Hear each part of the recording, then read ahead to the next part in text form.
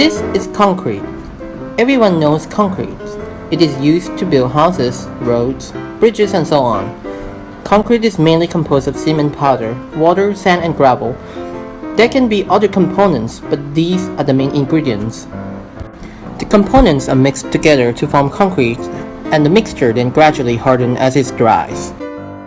We can pour the mixture into a mold to obtain the desired shapes before it hardens. However, as time passes, concrete can crack and large cracks can become really dangerous. So we need to find a way to repair it before the building collapses. But how? There are many ways that engineers have thought of to repair the concretes. The first way is mixing cement powder with water and spread it across the crack.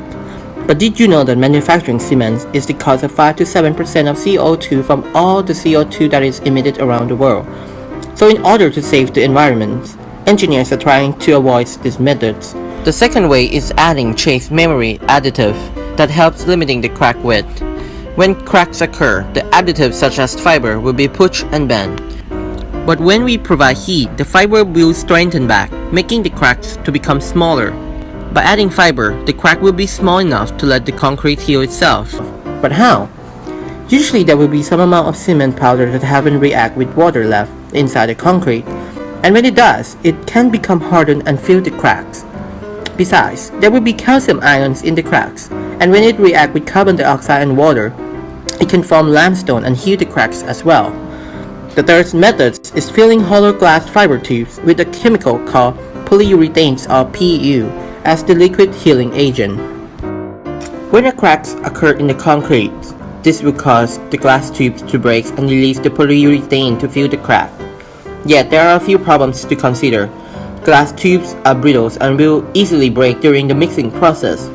This makes implementing the PU tubes rather difficult to implement. Furthermore, cracks do not always occur across the paths of the tubes, so the tubes won't break and the PU is not released. The advantage of PU is that it's extremely flexible and can withstand the reopenings and closing of the cracks. No water is required for the process to happen. The fourth method is adding SAP or super absorbent polymer to the concrete mix. This polymer can store a great amount of water during drying period. The SAP slowly releases the water into the concrete and provides further hydration of cement particles and the limestone precipitation. This method would be useful for water-retaining structures, such as swimming pools or underground tunnels, since it requires water to work. The fifth method is adding bacteria into concrete. These bacteria help boost the production of limestone, a healing agent that has similar properties to concrete. The bacteria we use belong to Bacillus species. We utilize this Bacillus because it's surrounded with negative charge that attracts the positive charged calcium ion, an important component in the formation of limestone. We are going to present 5 methods of how to use bacteria in healing concrete. First one is adding bacteria into lightweight aggregates, adding bacteria into hydrogel, adding bacteria into silica gel, adding bacteria into polyurethanes, and last one is adding bacteria into micro capsule. This may sound challenging, but it's actually quite simple and really interesting.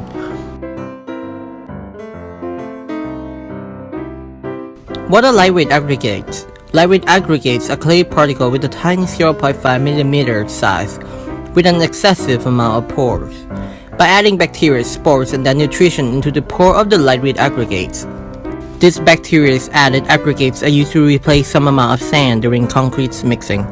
This spatial aggregate samples found by researcher is ceramsite, which has more strength than typical clay particles. This in turn makes concrete stronger.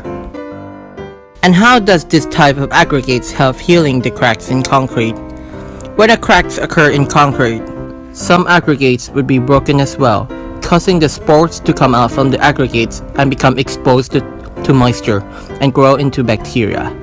These bacteria would be feeding off the added nutritions and use these nutritions to produce limestone and heal the cracks in concrete. With this method, spore or bacillus spirochetes are added into hydrogel. Hydrogel can contain a significant amount of water. This helps in the growing of spore into bacteria.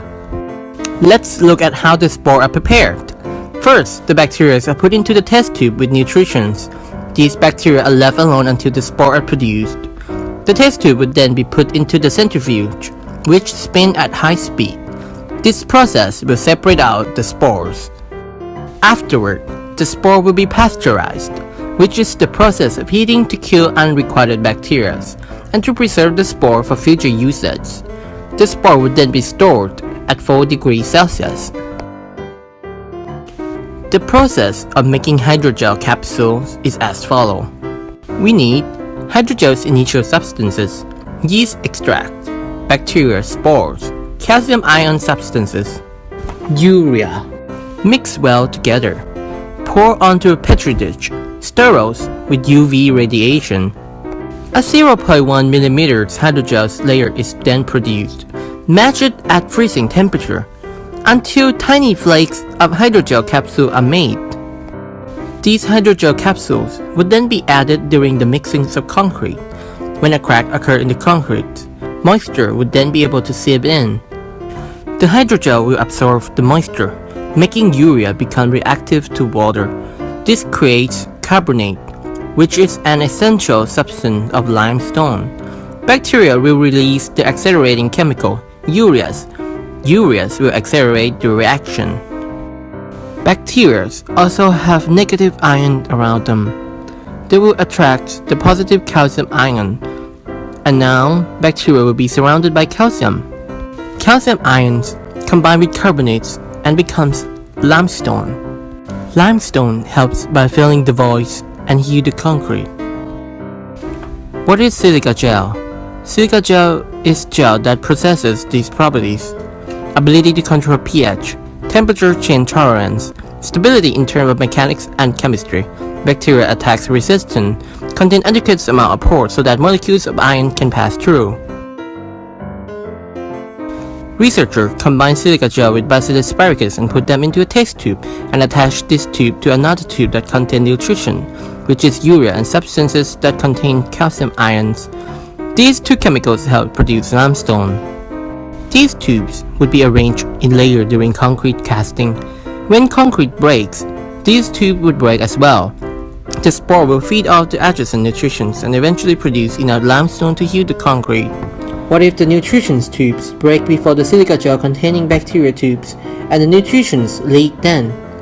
Without nutritions, bacteria that leaks afterward won't be able to survive and finally die. This method is similar to the previous methods. 3 glass tubes are filled with 3 different substances: polyurethanes, bacteria Bacillus sphaericus, nutritions, and similar to silica gel methods, the glass tubes are placed in layers while casting the concrete. When glass tubes break, 3 substances will mix together and bacteria can finally produce limestone. Why is polyurethanes needed?